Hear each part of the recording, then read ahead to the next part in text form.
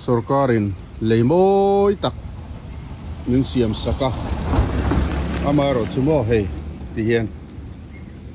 bol lo tiang kan pai mai mai ha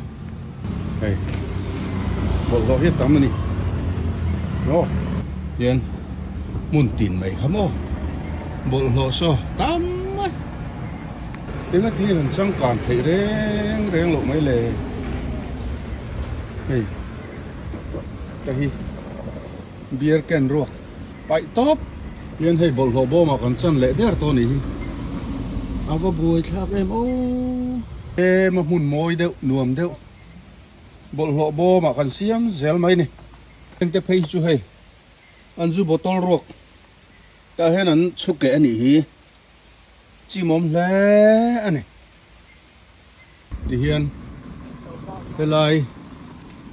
lấy xir cái cල් nó lệ a lei in kar a hianin ta hian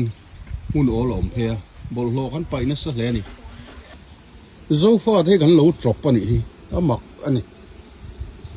dik lo cái tiringot thi chuan mo lut si aringot hey la hi bol lo pai na tur ani lo tlong lui hian nu em mai a vok buol tuyang mai ni